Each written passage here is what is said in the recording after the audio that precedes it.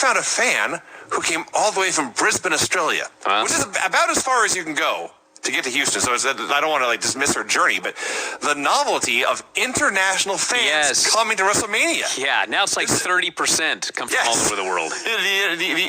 The idea of an international audience for WrestleMania in person was a new and novel thing. Dude, she should have got a stipend for life, quite frankly, because probably gave a lot of guys ideas. The Rock arrives looking very sharp. Yeah, this fucking guy arrives to the biggest show of the year late. Then I find out Austin's even later.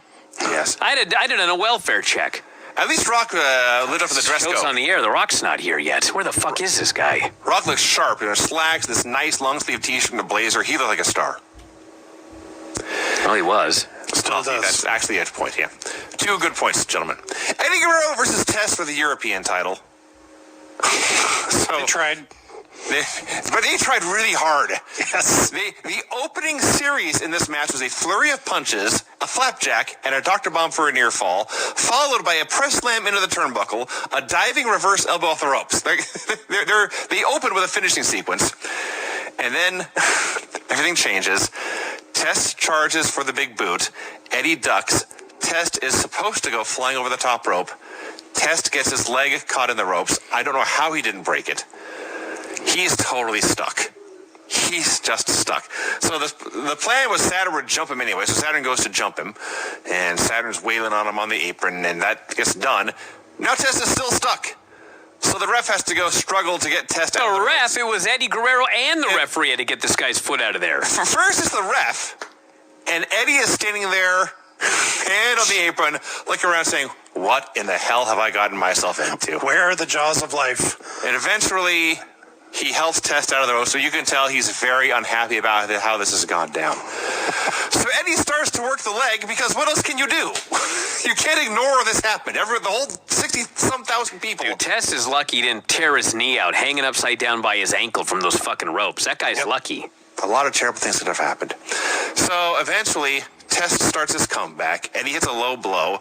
Saturn hits the ring and hits, I'm just going to call it a twist and shout. It's the spinning neckbreaker suplex thing. Eddie picks up the big giant Test. It's a brain buster. Good Lord. Test makes his comeback, hits the meltdown, punches Saturn. Test boots both heels. Now Dean Malenko is out there. And finally, Eddie hits a belt shot and wins. There were some really cool highlights in this match, but mostly it was a mess. I actually wrote Eddie was a miracle worker, because I haven't seen very many Test matches as good as this one. It wasn't like a great match or anything like that. It certainly was not. It was a below average match for Eddie, but it was like a far above average match for Test. That's fair.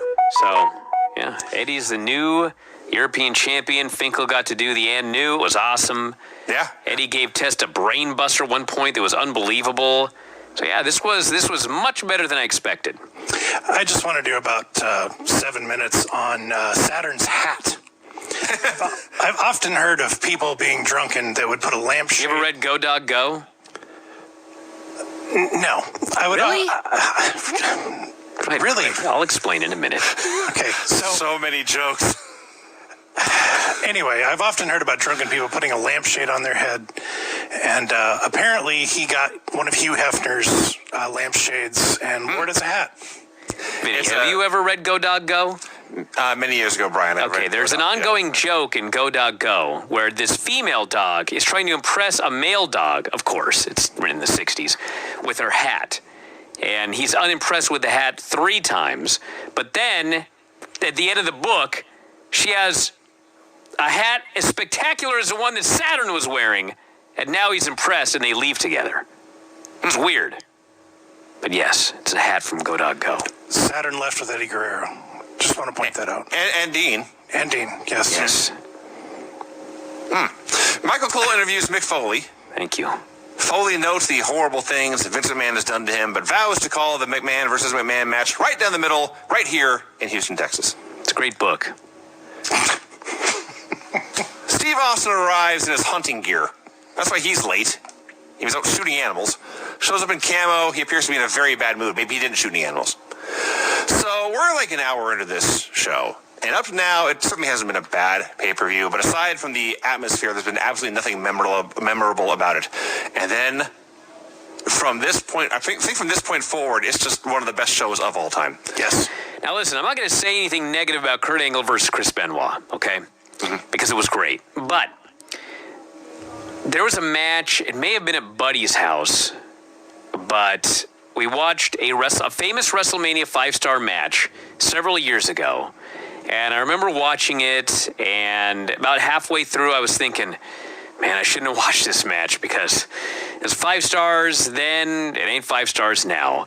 And then by the time the match was over, I was like, that was easily 5 stars to this day.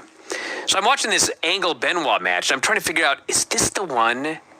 Is this the one? Because it's really fucking good. And then when it ends, I thought, oh man, if this is the one, that was not 5 stars.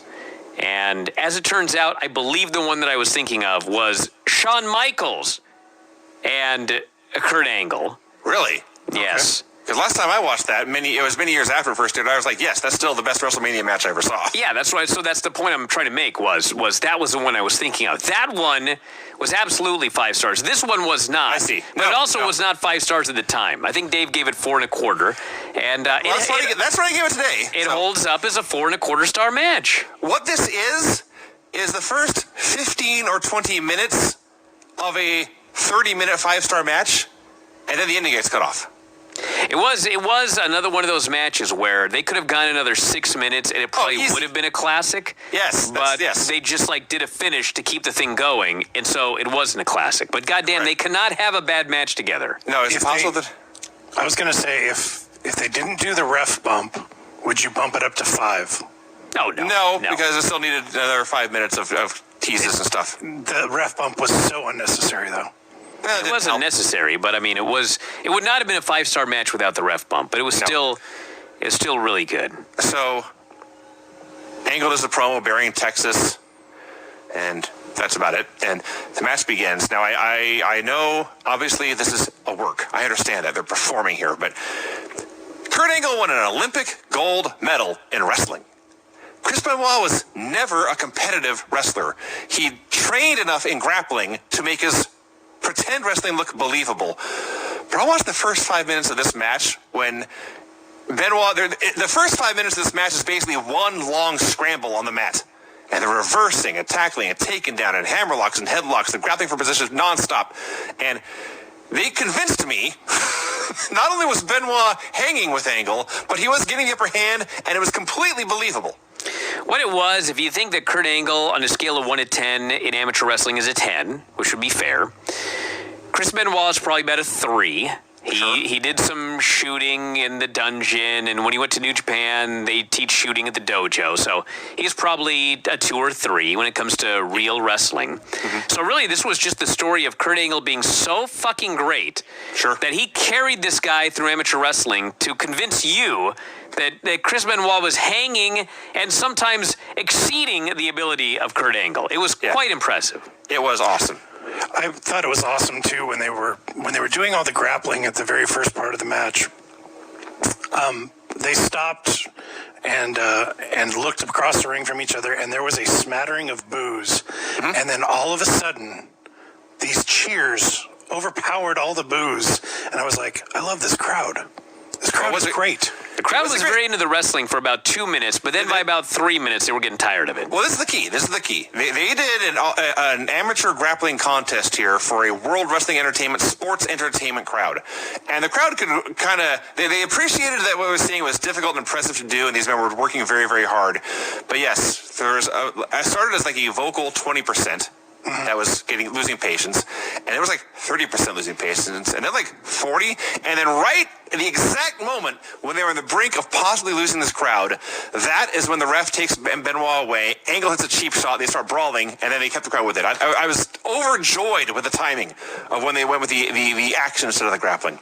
You tell me they're good workers, Vinny? I am telling you, Kurt Angle and Chris Benoit were very good at being professional wrestlers. Excellent insight. Yes. So there's a bunch of suplexes. You know what someone needs to do?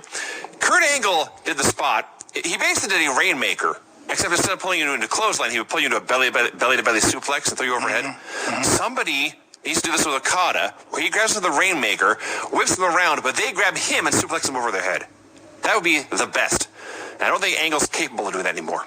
So they go for each other's finisher. They go for their own finishers. Eventually, the referee's bumped, which really doesn't lead to anything. Angle goes to the moonsault. Benoit gets the knees up. Benoit hits the headbutt, but only gets 2. They trade some cradles, and suddenly Kurt Angle hooks the tights and gets to the win. And like I say, if you tack out another 5 or 10 minutes of near falls and teases, this is an easy 5-star match. As it is, even in an incomplete setting like that, it's still 4+. It was awesome.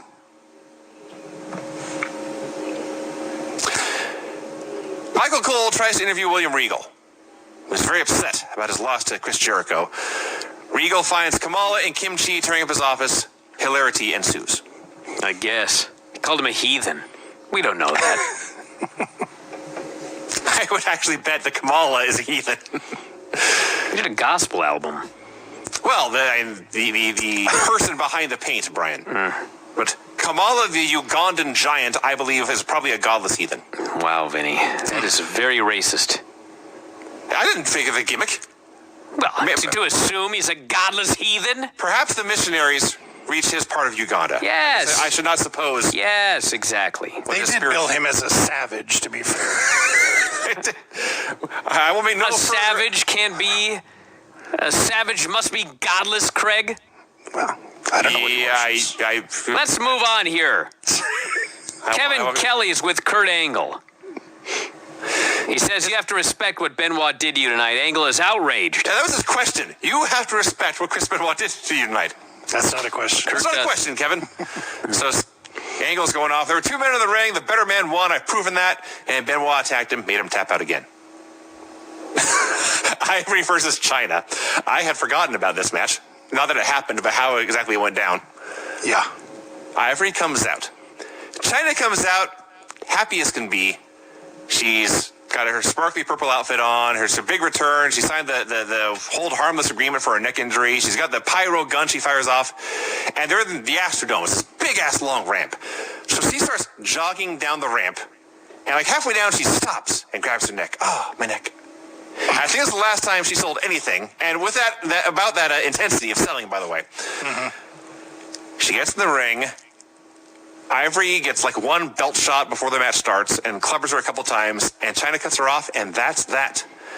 China woman handles her, tosses her around in a sloppy manner, power bombs her, picks her up at 2, press slams her, and lays down on top like this is all beneath her and wins. Well, you said it was the last time she sold, and you're almost right, because this is her second to last major match. Okay. She wins the title, I think she beats Lita, and then she's gone. Because this was around the time where Hunter and Steph were getting together, and China found a love letter, and she was mad, and she went to Vince, not knowing that Vince had given them his blessing. She complained, and that was the end of that, as they say. When she pinned Ivory, I have sprawled out on a couch in more of a leisurely manner, but just barely. Like, we've seen some dominant title wins over the years from Brock and Goldberg and even Braun, but no matter how short those championship victories were, all those big, scary people looked like they were trying. Mm-hmm. China treated this entire match like a total joke. And Ivory like a total joke, and the women's belt like a total joke, and the women's division like a total joke. And then she won. And then she was gone. Okay. Vince gives his crew a pep talk. We should mention, by the way, that China had lost like easy 20 pounds. Oh, she looked like $20. But she was as awful, more awful than ever in the ring. I mean, oh my God. I said she wasn't trying. Dude, even if she was trying, she may have been trying. It was not good. So yes, Vince meets with the comatose Linda, and he's going over the match. He goes, make sure you bring her out when Shane's totally immobile. That's his plan. Totally but by the way, immobile. Trish, she got the spot. She absolutely hit it. Yes. So they're all going over this, and Cole storms in to ask Vince about Shane buying WCW. And Vince just cuts him off and says, you want shocking? Tonight you'll get shocking, I guarantee it. I don't want to typecast Linda, but this was the best role she's ever It's played. not. I had the exact same thought. As comatose and drugged Linda, she played it perfectly. There is no better role for Linda McMahon than catatonic. Linda, sit here. Don't do anything. Don't say anything. Don't show any emotion. Don't react to anything. Try not to breathe. Okay. So Shane comes out. Okay, so I got to talk about some stuff here. Oh, me too. It's Shane versus Vince McMahon, okay? And Shane has just bought WCW and Storyline. And the first thing that he does is he gives a shout out to the WCW guys in the skybox. And he's trying to be so cool and fist to the heart, the whole bullshit. The fans are like, fuck you. We don't give a shit about this WCW. This is WWF. So, listen, there was a time where Vince was a promotional and a booking genius. We're watching these Saturday night's main events. They're fucking awesome. And 97 was brilliant. 98, 99, 2000, there was some awesome stuff with The Rock. And the Vince Austin feud is one of the greatest of all time, okay? But this show was the end of the Attitude Era.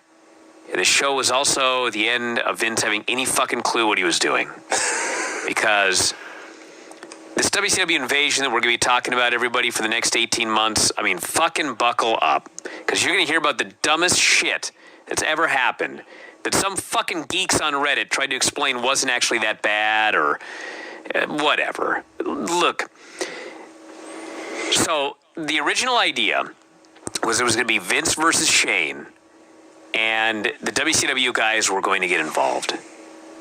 They were going to get involved in the match, okay? Right. Get this thing off to a hot start. So a few days, 2 days actually, before WrestleMania, fucking Sean Stasiak does an interview somewhere, and he reveals that the WCW guys are going to be at WrestleMania. So Vince is so fucking mad that this got out, okay? That first, like, I'm surprised he didn't fire Stasiak.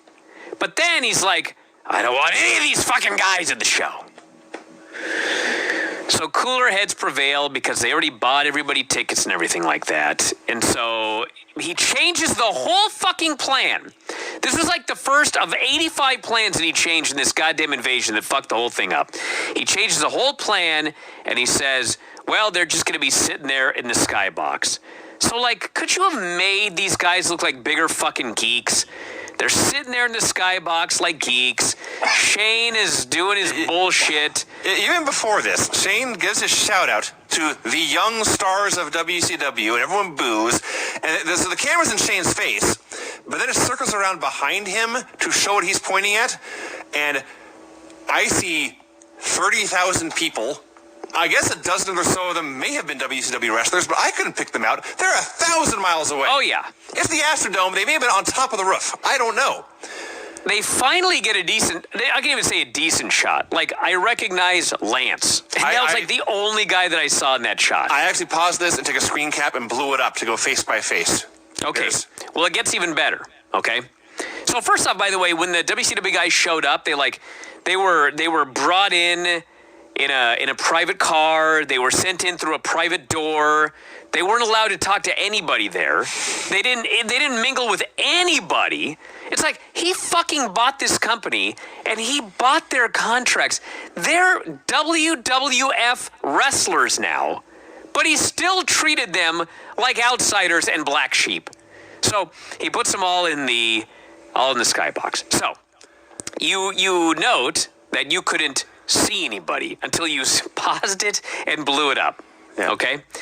So in the skybox, did you happen to see, what the hell's his name? Sean O'Hare? I did not catch Sean O'Hare. You didn't catch Sean O'Hare? No. Wow. So if you didn't see him, you obviously didn't see that he had the belt. I don't see Sean O'Hare with a belt. Really? Okay. Well, what happened was all the WCW guys get into the skybox and they're there before the show or whatever, and O'Hare shows up late.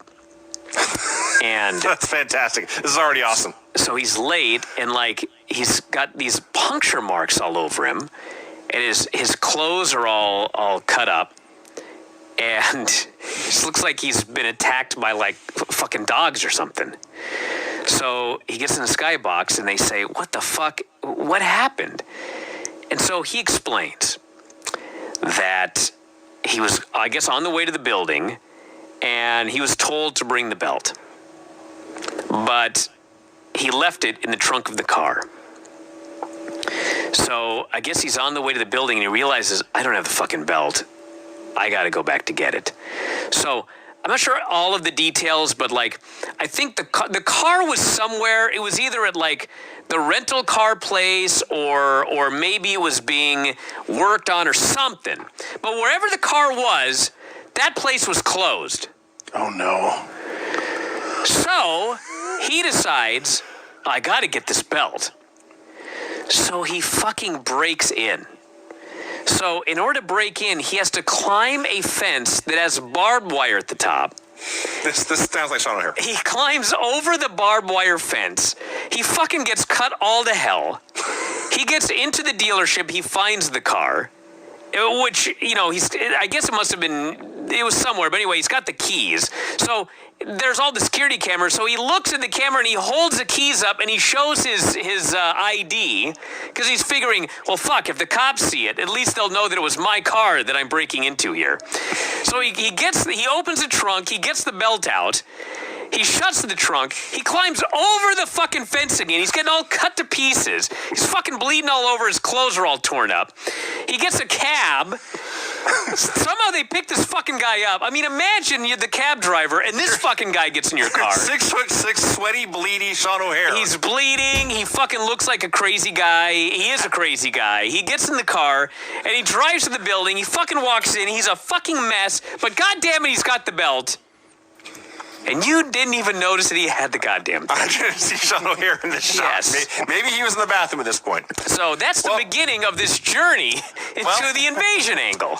It's a letdown now. I can't live up to that part of it. But for the record, the faces I spotted in this shot of the WCW wrestlers. That's all a true story, by the way. I'm sure it is. From left to right, of all people, beautiful Bobby Eaton. Bobby Eaton? Yes. Hugh Morris, Mike Awesome, Lance Storm, Mark Jindrak, Chavo Guerrero Jr., which made me laugh because his uncle's on the show, Stacy Keibler, Mike Sanders, and Sean Stasiak. Those are the faces I spotted. It's possible I missed some because, as noted, it's a terrible shot, and only using the miracle of 2020 technology was able to cap that and blow it up. So I did my best. So the match begins. And on the one hand, it's horrible. Oh, yeah.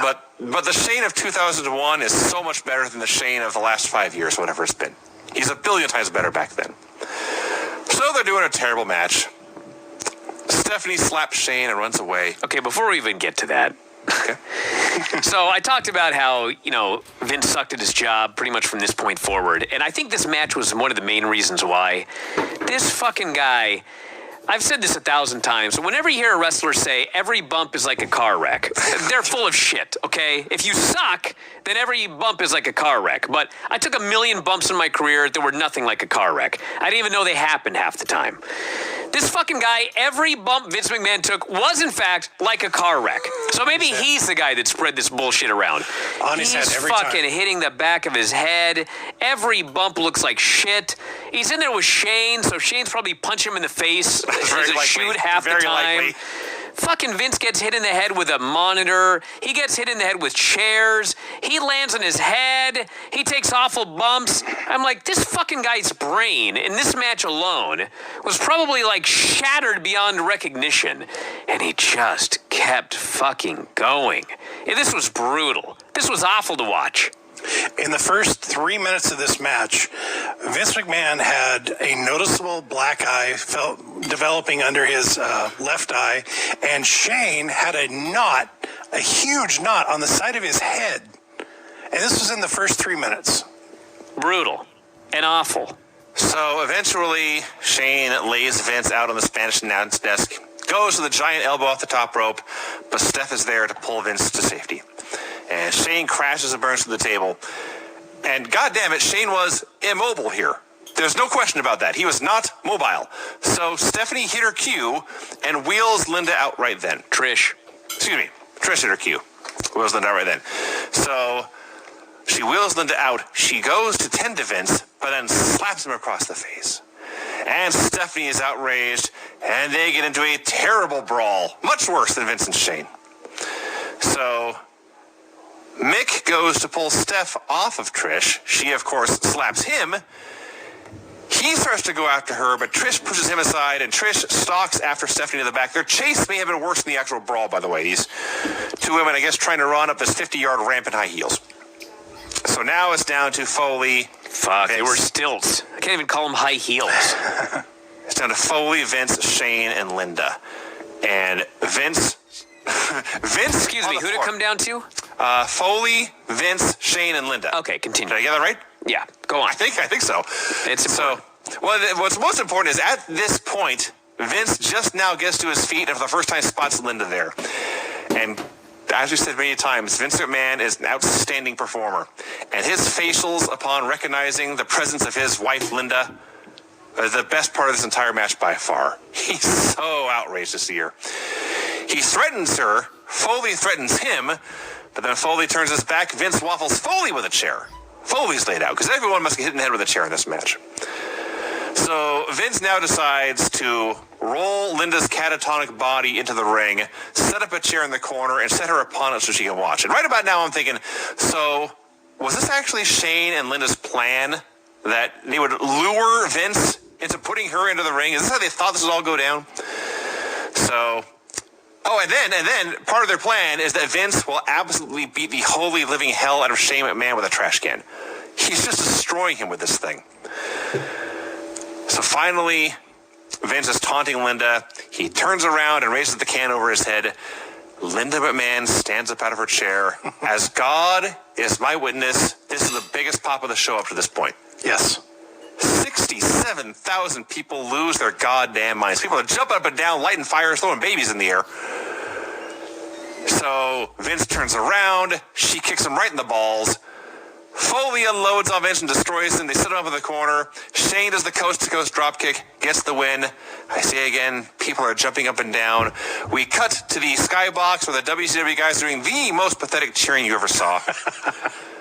So this whole thing... Well... I want to mention here that there's a lot of things I don't remember, but I never forget. And that fucking guy, months ago, that tried to tell me with a straight face that Trish got her sweet revenge in the end for barking like a dog. Bullshit! We just watched it here. You know who got their sweet revenge? Linda. And the whole thing was about Linda and Shane getting one over on Vince. Trish was, at best, a bit player in this. She wheeled Linda down, she got one slap, and then her and Stephanie ran to the back. And the rest of this was all... And quite frankly, I mean, it was awesome. When Linda stood up, this place fucking went bonkers. So I gotta give him credit. But this was not fucking sweet revenge for Trish Stratus. This was sweet revenge for Linda McMahon... Shane McMahon over Vince McMahon. So, I found it quite ironic, or maybe appropriate is a better word. Paul Heyman is sitting at ringside for this match. I don't know, I doubt he had anything to do with it, but this came off like a total Paul Heyman-style ECW smoke and mirrors match with a bunch of brawling, everyone hitting each other in the head with weapons, a bunch of women involved, a ton of smoke and mirrors, big dramatic points, and then a finish.